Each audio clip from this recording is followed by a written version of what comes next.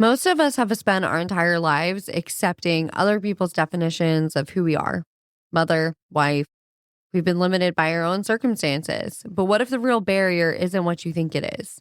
My guest today is Molly Kennedy. She's a disability advocate, speaker, and founder of Molly Kennedy Consulting. And she spent her career doing something really radical. She refused to let other people's expectations become her reality. You may see her in her work with United Cerebral Palsy or the Be Determined podcast, where she talks about resilience and community through a disability affirming lens. But here's what I loved about Molly. She is funny, she is unflinching, and she doesn't apologize for taking up space. We're talking today about the real barriers we face when we let society define us and what it actually looks like to reclaim your own story. And I promise you, whether you have a disability or not, this one will be for you. Molly, welcome to the Well Lived side here. So, Molly, everybody heard your bio, but I would love to, I always ask people, what is something interesting about you that I wouldn't know from your bio? I guess I, I am very at times. I am private, so I grew up in a big family, and it's a Black Irish. So in my family, and many indeed. Well, I think I also find him very control to you that just some people. And they might look at me and I use some humor, kind of level the playing field, you know? I love that. My husband's the only person on the planet who doesn't think I'm funny. So I'm like, I think I'm a very funny person sometimes. Other people tend to think I'm funny. So I love that you use humor, because I do think it's a really good way to bond with people, connect with people, and to just bring some levity to any kind of room that you're in. Right. I think it's so good. So, Molly, I'm excited because I want to talk to you today a little bit about like identities and telling our own stories. And so obviously you were diagnosed with cerebral palsy as a kid. And so I would love to, from your perspective, like, how do you think that maybe your family and people around you started telling the story of who you were going to become? And then how did you realize that that story actually wasn't your story? Like I said, I was born, there were 7 of us in my family, and I was the 6th child. And my dad was a doctor, my mom, before he got married and had kids, he was in civil politics. And it was very good. It was mild. I just was slow to walk and was a bit like a drunken sailor. My parents knew I was able to do a lot, and they just didn't really focus on my disability. I went Catholic school all my life, and they didn't really have disability services for children. So I just had to adapt. And I think that was the greatest gift my parents gave me, because it just taught me that I could adapt and make my way through life, you know? I love that. I love that that's how your parents responded too, because I know my stepson, he's got pervasive developmental disorder. He was diagnosed as a kid, and that was something I didn't want to coddle him, or we never even talked about it. He didn't even know that he had it until somebody else told him, because I didn't want him to feel limited by anything, or like Well, he can adapt, and he's figured out what works for him, because there won't always be people who are willing to make accommodations or be understanding or any of those things. And so knowing what works for you and how to advocate for yourself, I think is extremely important. And so what a gift that your parents gave you. it was the best way I could think, Yeah. And so thinking about society as a whole, because society tends to define people by a diagnosis, right? And not necessarily by the disability itself, but what they perceive your capabilities are. Right. Do you mind talking a little bit about what that experience is like for you? Well, if I could tell you a quick story, I went out shopping and I'm buying clothes and I went up, my niece went with, I went to go pay and the young cook was talking to my niece like, oh, and he's mad. And then I gave the chef cook my credit card, and they looked at my niece like, oh, is this okay for her to do? And my niece finally walked away. She's like, this is stupid. Just how people perceive me. Like, not knowing, they just think I'm not capable. And they hear the way that I talk, and they just think that I need people to assist me with everything, or that I'm not, it's not right like that. So it's a challenge at times. My gosh. Sorry that those have been your experiences, but I think it's important that more people are talking about what it's like because you're like, I'm a full functioning woman who is capable, and judging me on the outside is not helpful to anybody in any circumstance. How do you how do you advocate for yourself or even educate people on this? I have been at and they're not allowed to speak it, but I think the best way I do it is I just my life. Is a poet, and people see me doing that. And I think that's the best way to teach people. You don't want to lecture people because it could end up making you look angry. And I'm not angry. It's just life. I born this way and it gets the way I am. I accept myself. I'm proud of who I am.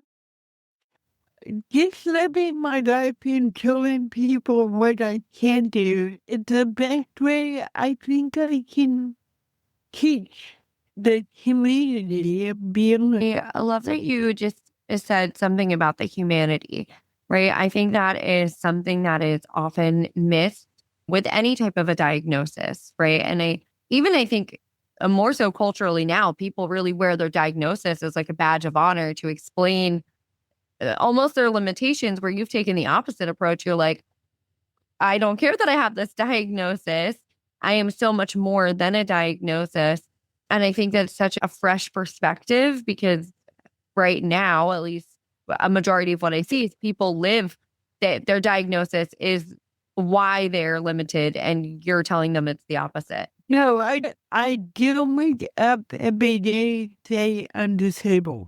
And even think about, look, it gets part of who I am. It needs a chord. It didn't, it just who I am. I, I, I wouldn't have purpose. Important thing I'm gonna do.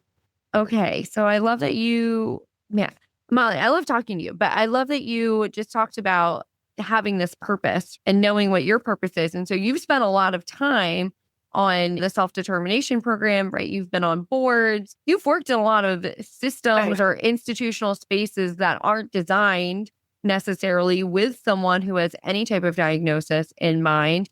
And so I would love to know what's something you've learned about advocacy, being in spaces that were not originally constructed with you in mind at all.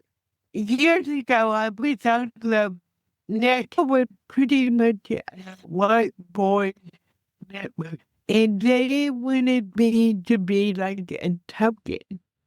And I thought, that won't work for me. So I just came in being myself. I was working, I graduated from college, I was winning a federal grant for $1 million. I just like, I have to, I'm going to be on board. I'm going to contribute, and I can't worry about what other people think of me. So that's how I do it. I love that. Again, constantly challenging people's expectations and Right. a perception that they may have. I think that's really important because I just had a meeting a couple weeks ago with some people in Congress here, and they said we can't represent you if we don't know you. If you're not in the room, if we're not having conversations, if I don't know what is a problem for you, or if I don't know you and I don't know your story, then I can't advocate for you. And so I think that what you're doing is super important because how being in these spaces, and you and I both know if you're on the board for one organization, you're probably serving on another board or you're in leadership somewhere else. And so the impact that you have by doing that is not just in the spaces that you're in, but where the people that you impact, where they go out and hopefully change Right. the perception. And so I think what you're doing is really, truly important. Did you ever think at 25, this is what you would be doing? No, but that's the great thing about life. It just comes at you, and you can either embrace or not. And going back, one of the things that is my goal right now is I want to build a network for women with disabilities to build their leadership, to see them as a leader, to have them.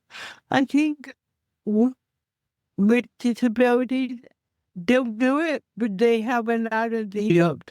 They're advocating, problem solve, they have to be creative. And a lot of women with disabilities are leaders.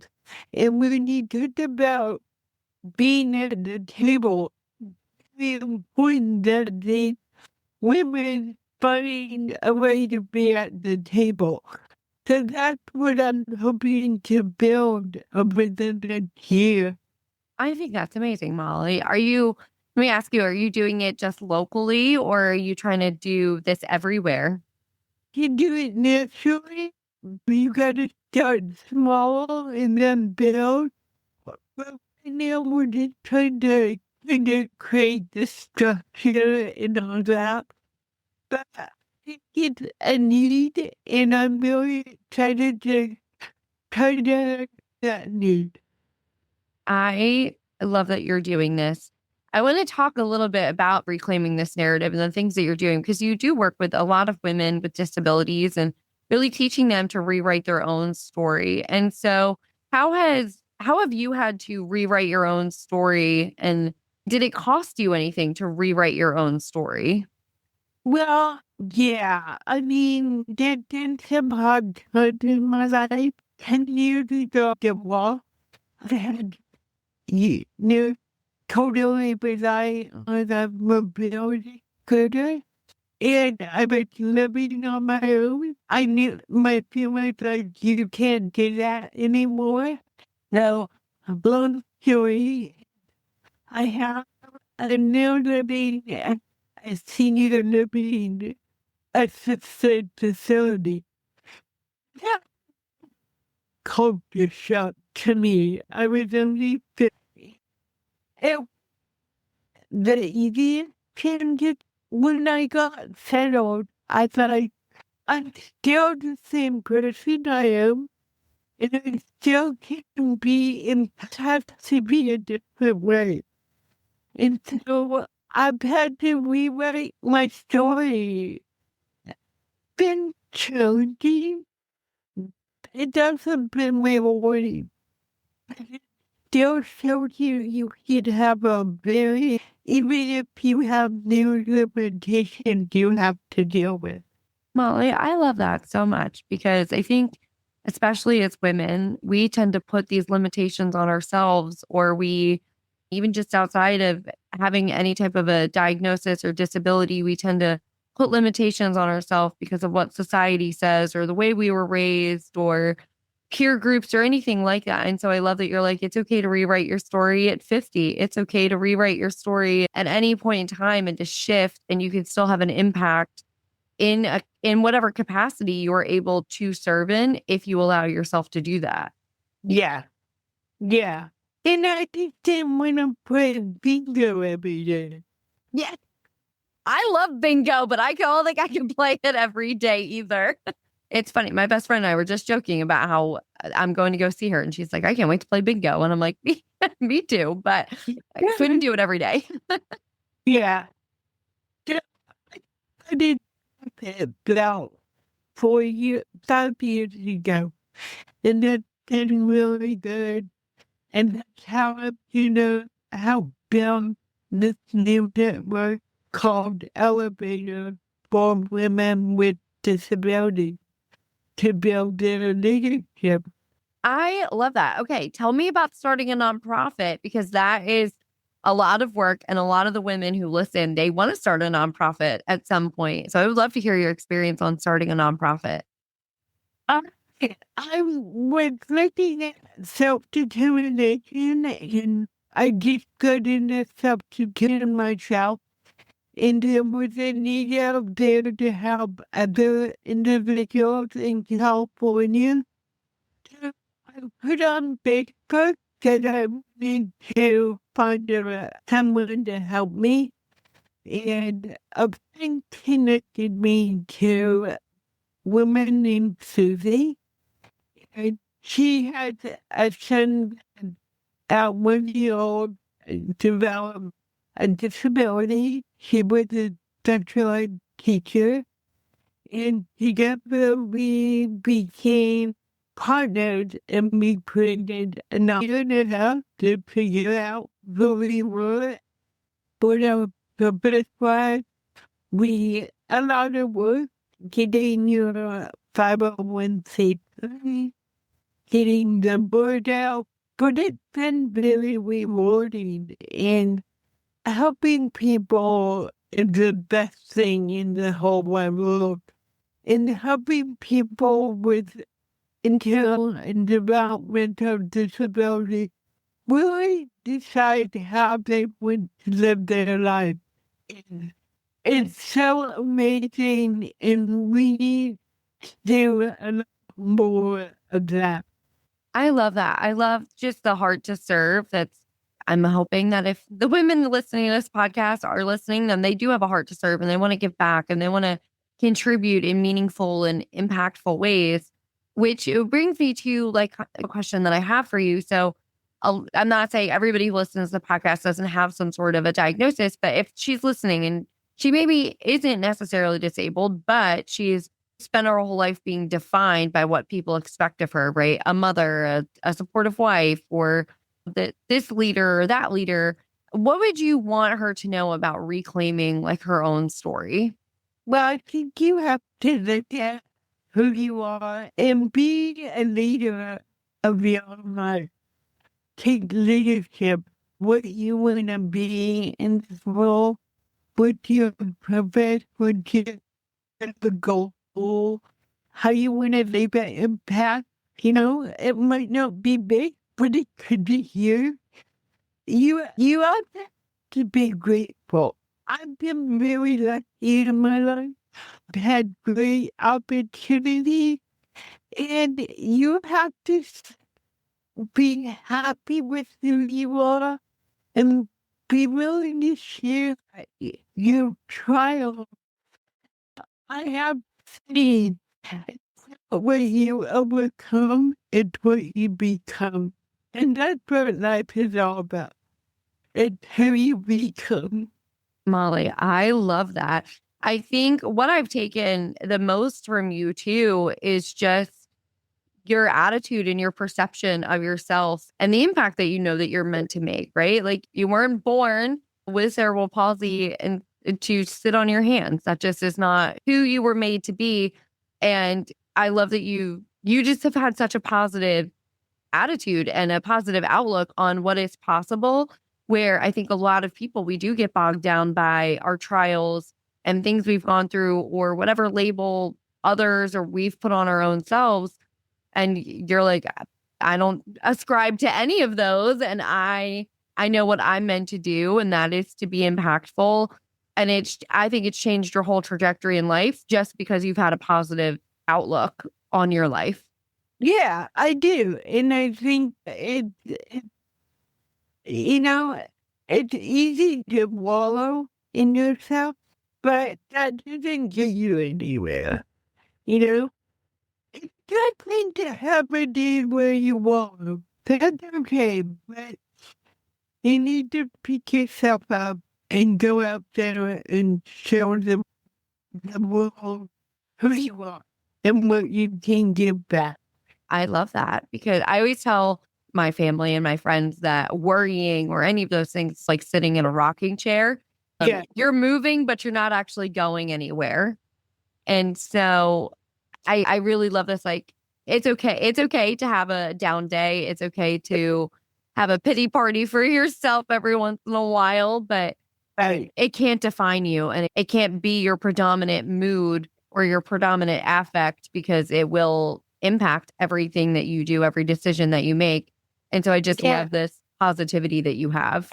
And when I say you have control over that, everyone does. You can either have a fulfilling life or you can't. You either can overcome or you can't. I just choose to deal with the positive. Molly, I love this. I just love your outlook and how you seem to handle challenges that come your way, and just the way that you personally deal with them. I think it's so important. And I love this message of advocating for yourself.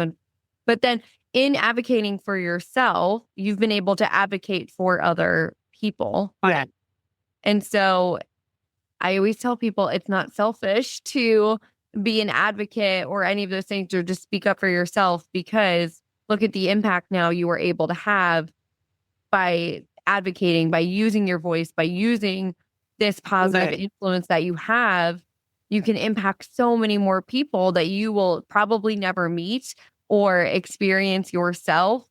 And yet you will have a profound impact on them because of the stance that you took on your own self. That's what I try to do. I'm not here to change the world and then realistic, but if I can make an impact on the few people or one person, I'm grateful for the people who come before me to make the work for independence and laws like Americans with disability.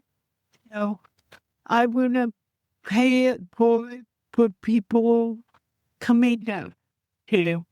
I love that. All I could think about is what a gift that you will be for people who are coming behind you, people who aren't even born yet, who have no idea the work that you're doing right now, and yet it will be so impactful for them, and just how much easier a road they could potentially have because of the work that you're doing. And that's really that's what I hope people do with this podcast, is they take the things they've done. I hope they go and advocate. I hope they make it easier for the people who are coming behind them, because I think that's how we have a fulfilling life. I think that it is serving others and taking what we have experienced and giving back in some way, shape, or form. I think that's where a lot of fulfillment comes. And so, yeah, I'm so grateful for you, Molly. I'm grateful for just your advocacy and this idea about not letting other people define you or set expectations for you, and subverting those expectations and showing people what you really are capable of. And there will never be another Molly Kennedy with your passions and your experience or your gifts or your talents. And so I love that you didn't let a diagnosis as a baby derail you from the impact that you were meant to have. Yeah. Yeah. I am so grateful for you, Molly. So, Molly, if you had to leave the listeners with a final piece of advice about just going out and claiming who they are, what would you say to them? I think everyone should be living a life that is worth living and pursuing what fulfills you, what gives you hope, what gives you a purpose to get up every day, deal with challenges, but do it with grace and humor, and just be yourself. Molly, thank you. Just thank you for this. How can we follow you or connect with you, see the work that you're doing? What's the best place to do that? You can go to my website, .com, and then all my links are there. So Perfect. I will link that in the show notes so everybody connect with you. Molly, thank you for being here. And I'm excited to see what happens with the nonprofit and just all the work that you're doing. I'm going to follow your journey very closely because I think that it's important work you do. I'm really grateful to speak to you. Yeah, thank you. Thank you so much. And we will see everybody next time.